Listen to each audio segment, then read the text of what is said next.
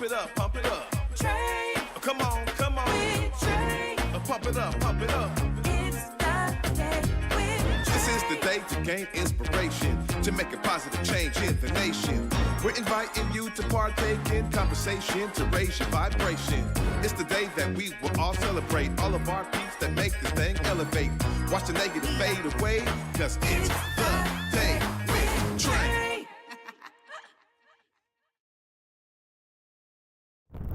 Grand Rising, everyone. Welcome to the Day with Trae. I'm your host, Trae Holiday. I want to welcome you to a magnificent Monday. Also, another Mindfulness Monday later on. So I'm so excited. I got some dope guests in the building, y'all. I got Adam Powers in the building. We're going to be talking all about Qigong Labs, all the work that they're doing, and an upcoming event you want to know more about. And later on in the show, as I said, it's Mindfulness Monday, y'all. We missed it on the first Monday, so we had to bring it back with Heru TchaasAmen, a Qigong instructor who's going to be talking to us about the long-standing benefits of Qigong over time. So I'm so glad to have y'all joining us on this Monday. Of course, you know it is the top of the show, so it's a great time to tag and share the stream. Please share this stream with folks who you feel could benefit from a daily dose of dopeness right here on The Day with Trae. And if you can't watch our TV show, we still got you covered, y'all. You can listen to us anywhere you find your favorite podcast. Just search Converge Media Network,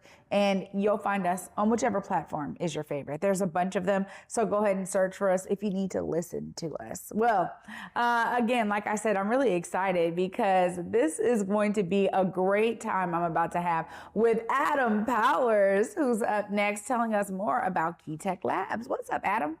Nothing much. Well, a lot. A lot is up. Yeah. How are you today? I'm doing wonderful. It's sunny and beautiful, and we got the sun outside, so I'm feeling nice. Good. Well, I had to talk to you because Qigong Labs is doing some phenomenal things. And before we kind of get into it, I want to hear about, your background a little bit. What got you into tech work, looking at the way that you do it? It's a very unique approach. Tell us more about your beginnings. Okay. I guess Qigong Labs kind of started with me and my brothers. We had an idea of bringing emerging technology to underprivileged areas to help create self-sustainable communities. And that's just finding technology like solar panels, air-to-water generation, vertical gardening, all these different technologies that exist, but our community doesn't have access to. How can we bring it to the forefront and show that we have all the tools and resources we need to solve our own and be self-sustainable in that practice and just way of life? And this urge to build this nonprofit that we've been running and just building in the community for 7 years came from our uncle, who used to be military, and he was kind of tech before tech. He worked was dropped behind enemy lines to build cell phone towers. And he came and brought us the computers back in the day in the 90s where it still had the matrix green text on it. And he was teaching us how to code, and being 9 years old, just trying to figure out, why are we doing this? I'm not even sure what a computer is. I don't know what programming is. He's using all these terminologies, but 15 years later, we enter the world and we go into businesses, and we are more skilled at the computers and the programs and the operating systems, more so than the CEOs of the companies. Wow. And we realized that the things that my uncle implanted, and also my mother, she homeschooled me and my brothers. My dad been always working and supporting, but my mom was able to teach us and take us out of the school system to teach us how to think for ourselves, creative thinking. She used to be a teacher as well for 20 years in the Highline School District area, but she felt the need to implant certain information and skills that the schools were not teaching, and especially for young Black and African American students. Yeah. And then when I had my son, me and my brothers came together and talked about it and said, how can we give him what our uncle and our parents gave us? And that's where we decided to really develop an idea for a nonprofit that could bring whatever the community needed, and helping the community understand how the technology works, to have ownership over it, and to have equity in it. So that's what we've been doing for the last 7 years. And my educational journey, we were homeschooled, then we went to Pacific Middle School, then we went to Little Tommy Kennedy High School, and then went on to Atlanta for an HBCU at Clark Atlanta University, where we all got baseball scholarships. Wow. So we got to see not only different forms of education, but different cultures and understanding of education, whether it be a homeschool facility ran by my mom, or whether it be a public school or private, or an HBCU and a historically Black college. And what they implanted in us is what we're bringing out today for our community. Well, this is really important. It's not only a unique, I'm glad you gave us all those details, because it's a unique background that got you to where you are today. And honestly, you're still dealing with emerging tech. And so how have y'all been able to make sure community members are abreast as to what you're looking to share with them and like educate them on? Number one, going to the already existing community groups around those emerging techs, like an organization I'm a part of called BOSS, which stands for Black Owners of Solar Services, which is an international organization of Black owners of energy distribution companies.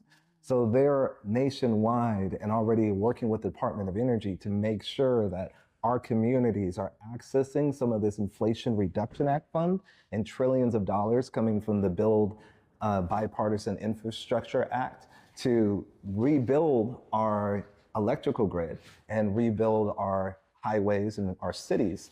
But they're making sure that these federal government agencies and state agencies and private entities are adhering to the Justice 40 clause, which states that 40% of all that investment has to go to Black and brown and low to moderate income communities, which is historic because previously federal programs built around us, or in worst case, through our communities, without even hiring us to be part of that build. So that means not only did we lose equity in the housing and the land, but we also lost equity and opportunities for income in the jobs and contracts to build.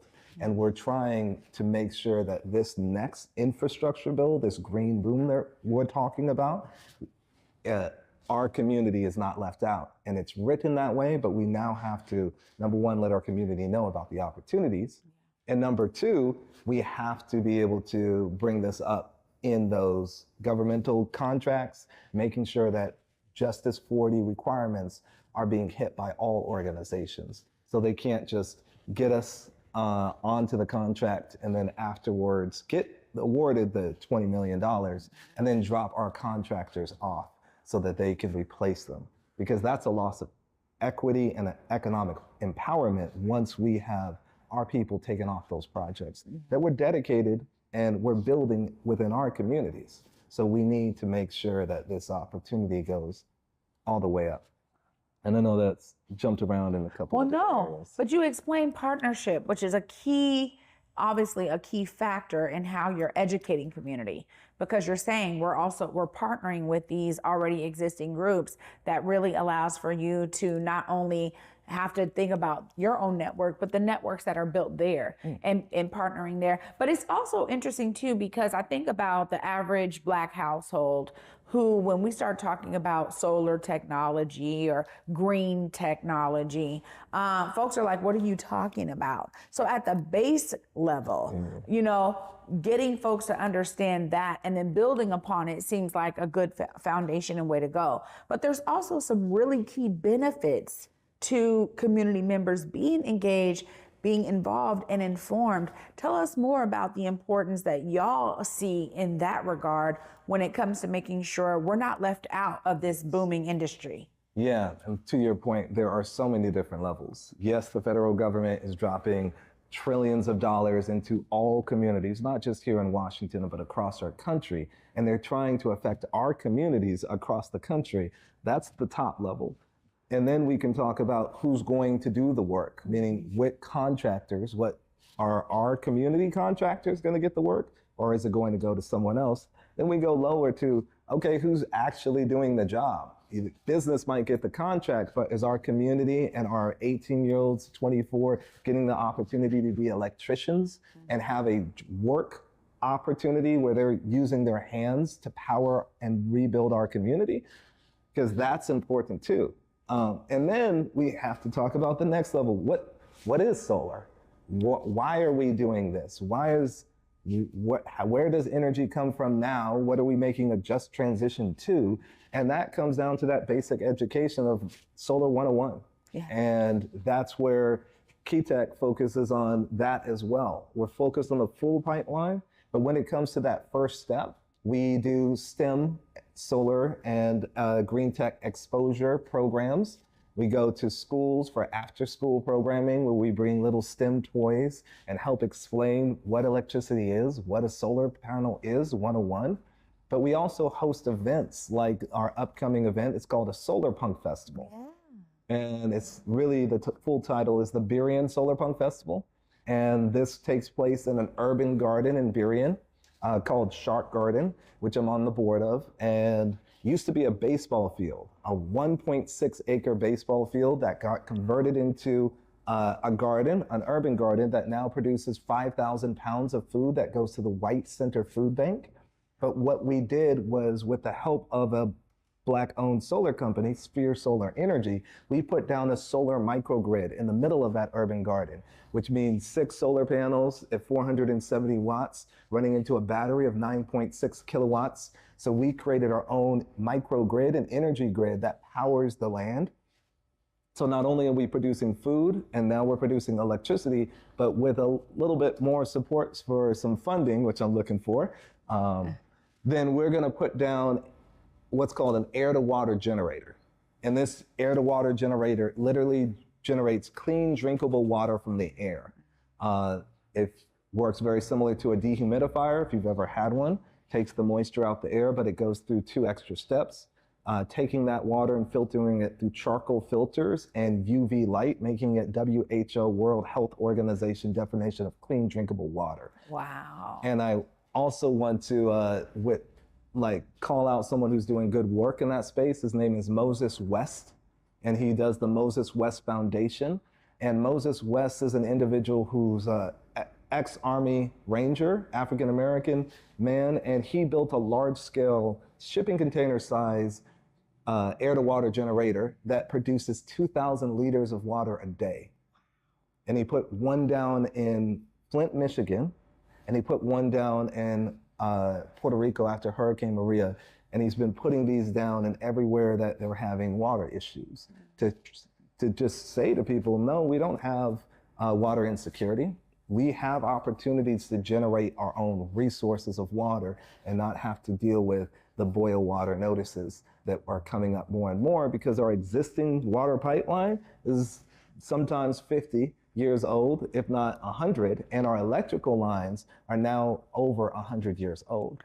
This is insane, Adam. I mean, this is not only just because it's emerging technology. There's also a heavy need here from hearing what you're talking about now in terms of like old pipes, electric grid is old. I have to ask a simple question here, because I also think we live in the Pacific Northwest. We got a lot of clouds. People say there's not enough sun here. And so I know that we have a lot of wind power and water power kind of sources that are here, state ran, all of that, right? But people are like, I don't know about solar. I don't know if we can do it here. Tell us more about that. Demystify it for us. Yeah, a lot of people think solar can't work in Washington because of the clouds. But one of the key factors is that Germany is one of the highest users of solar panels in the world, and they have the same climate that Washington does. So in fact, one of the things that people don't know is, we all know that solar panels work by the light shining directly on the solar panels and then creating electricity. But when it's a sunny day, that light has to move directly and hit the panels. On a cloudy day, that light actually goes through the clouds and bounces around. And that gives a whole bunch of different angles that that light hits and has the opportunity to hit the panels. So we can produce solar, and it's not deterred by clouds. Wow.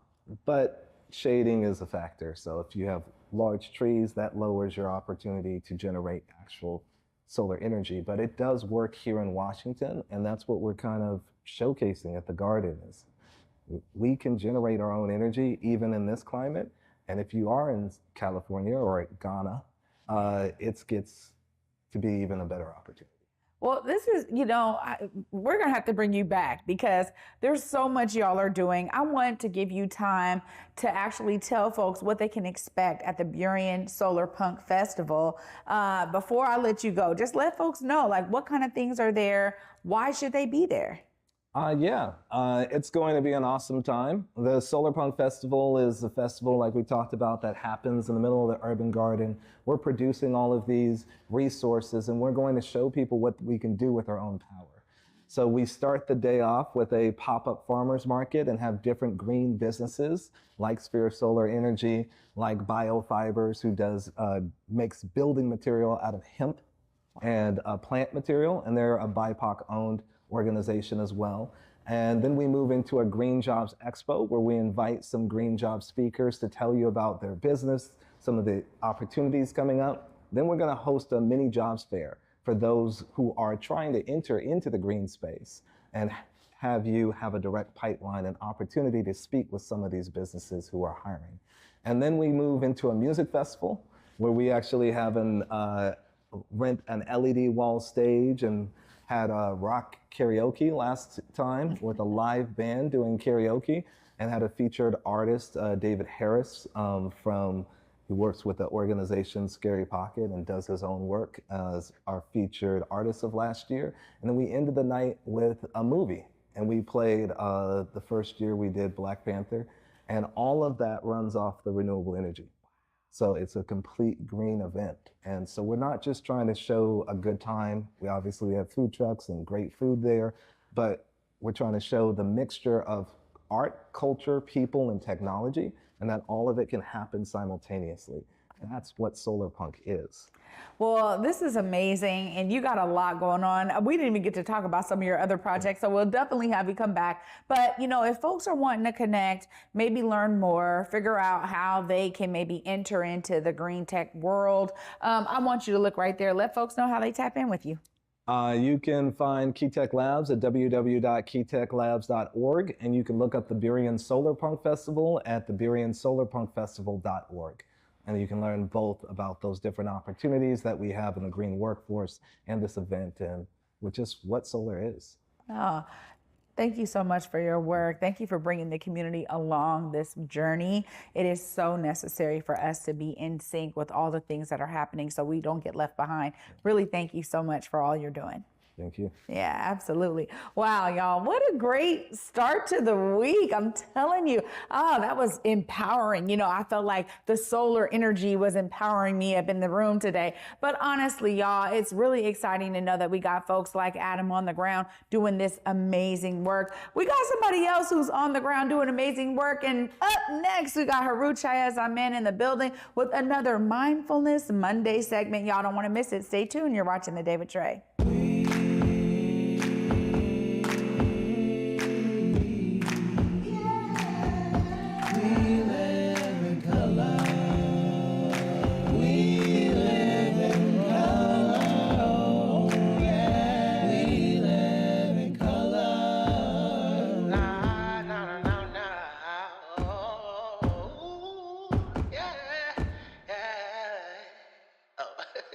Let's start the show.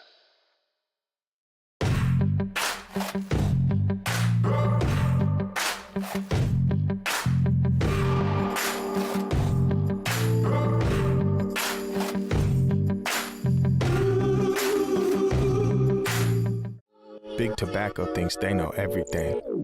They think they know you, your community, the places you go, the way that you spend your time.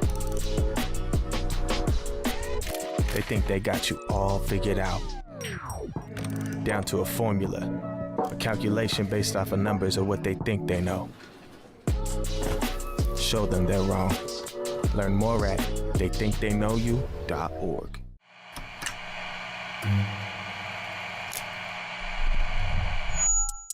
Hello, welcome to Elite Insights with Carlos Imani. We're looking to offer an in-depth look at event production industry through the lens of client experiences and joint successes.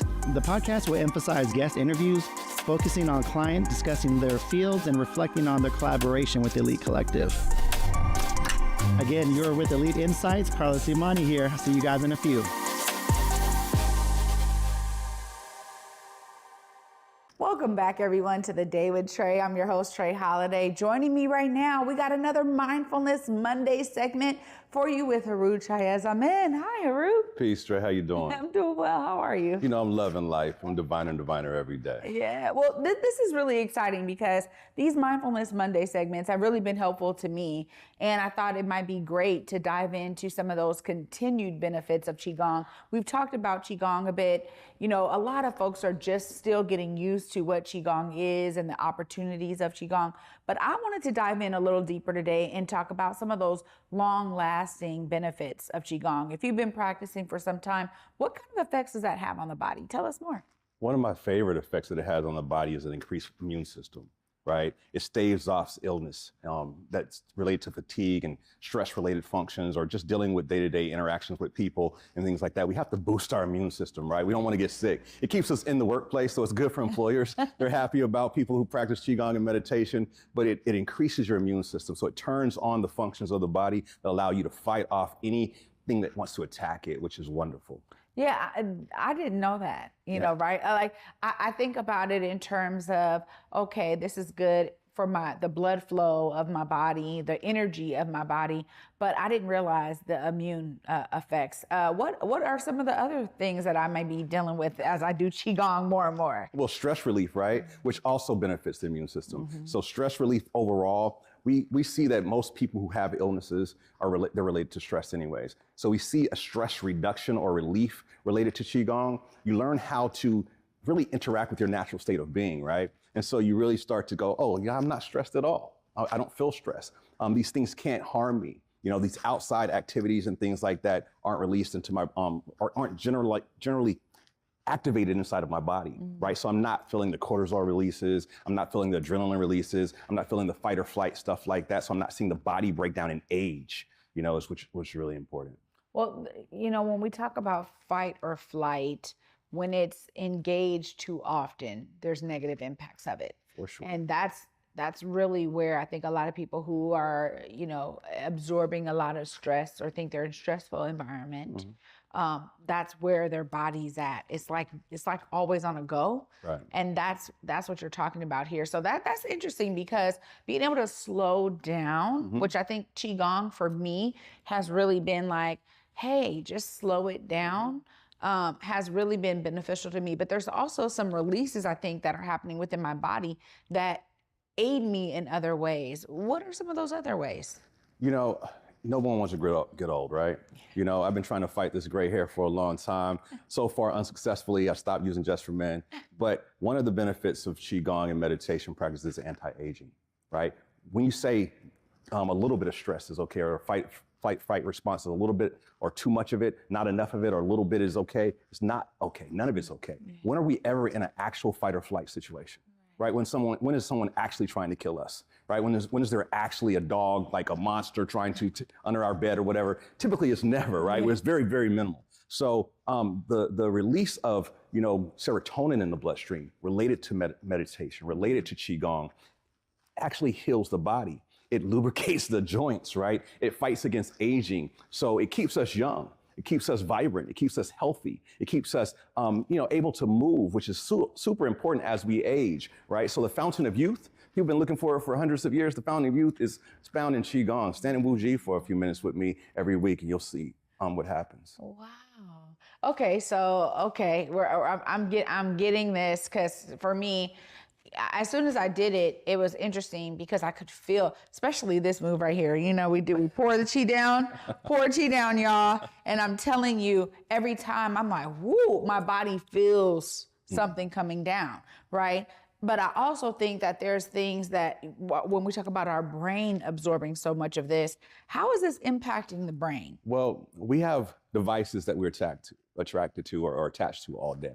Our phones, our iPads, our laptops, computer screens. People are looking right now and watching on a device, which we want them to do, obviously. But what those devices have been known to do is decrease our concentration, our ability to concentrate for long terms.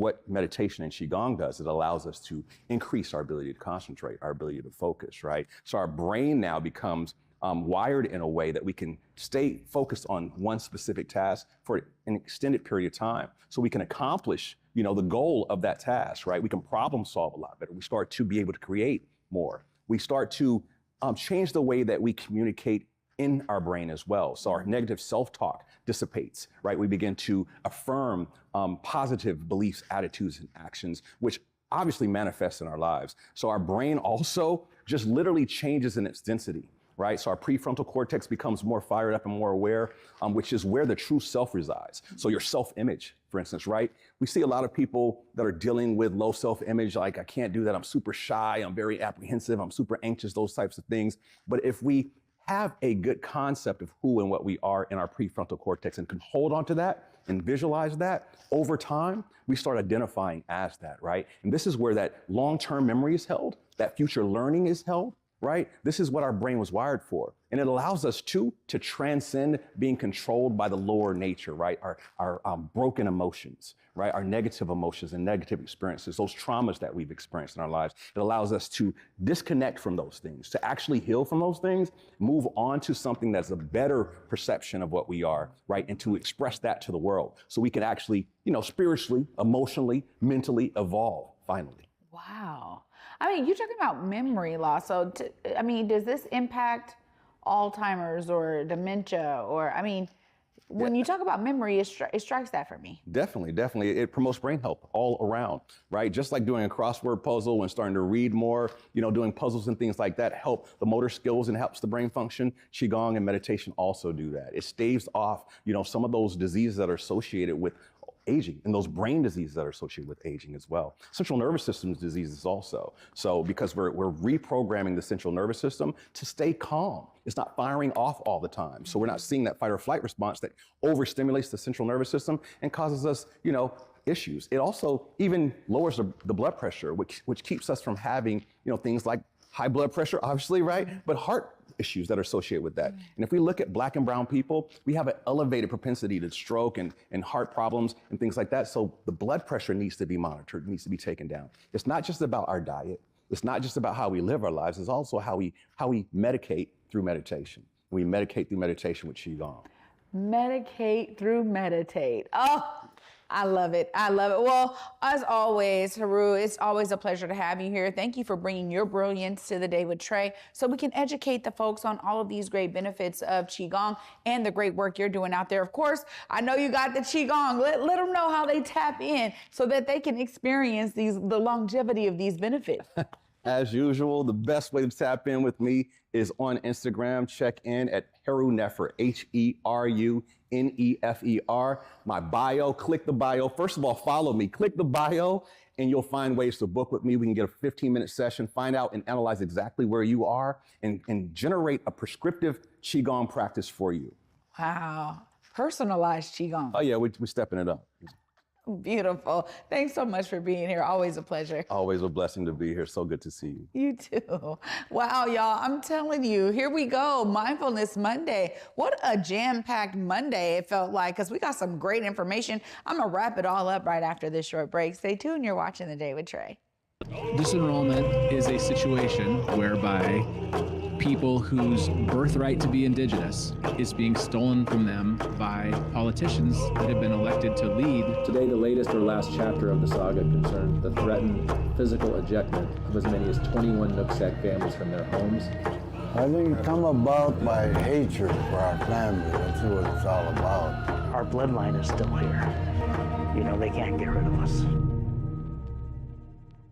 Here on Back to Besa, it's always been important to me that we uplift stories from across the region, and that no matter where you live in the nation, you never have to miss a moment of the show as we continue to highlight the beauty, excellence, and resilience of our communities across the Pacific Northwest. Why? Because representation matters. So no matter where you live, be it the Central District or Centralia, Portland or Pullman, or anywhere across the country, I encourage you to join me on this Back to Besa journey by downloading the free Fox Local app on your phone or smart TV as we continue to elevate the very best in our communities. Seattle really is just a big neighborhood. It was a place for us to grow. We all have a gift of some sort. It's just my vision of what I see. theater allows you to hit harder and be more. There's a sense of hope that your story will survive longer than you will. Stream on the Cascade PBS app or watch live. Fridays at 8:50 p.m. on Cascade PBS. Learn more at blackartslegacies.com. Welcome back, everyone, to The Day with Trae. I'm your host, Trae Holiday. What an amazing way to start the week. Huge shout out to my guest, Adam Powers with Key Tech Labs. Of course, there are some phenomenal things that whole organization is doing. You want to tap in at keytechlabs.org. Also, look out for the Burien Solar Punk Festival, okay? This is where you can really learn more about some of the great work they're doing right there at the farm that has the micro solar panels, teaching the community about the importance of us being connected to these green tech industry that is really booming right now. So please make sure y'all tap in there. And of course, always a huge shout out to our Mindfulness Monday guru, Heru TchaasAmen, for shedding some light on those long-term benefits of Qigong. And if you're looking to get booked with him or get to these Qigong lessons, please make sure you tap in with him on Instagram at Heru Nefer. Y'all, I want to thank you so much for starting your week off with The Day with Trae and with me, Trae Holiday. I also got to give a huge shout out to Deontay Damper for holding down the fort last week. I actually took a vacation, y'all, believe it or not. So I'm so glad that he was able to be here and guide y'all through the week on The Day with Trae with some amazing guests. He had some great outfits too. I saw you, Deontay, doing your thing. I want to thank y'all so much for being a part of this community on The Day with Trae. And if you're digging what we're doing, please continue to share the stream. And if there's somebody in your life that needs to be here sharing their story because they're doing great work in your community, please reach out to The Day with Trae at whereweconverge.com, and we will be sure to make sure we get them in the schedule because it's all about shedding light on all the brilliant things happening around us. Thanks so much for watching today, and for me, y'all, until tomorrow at 11 a.m. Peace.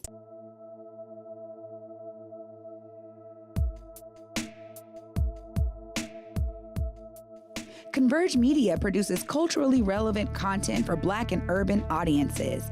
Our coverage is raw, transparent, and objective, praised by community leaders, government officials, and residents.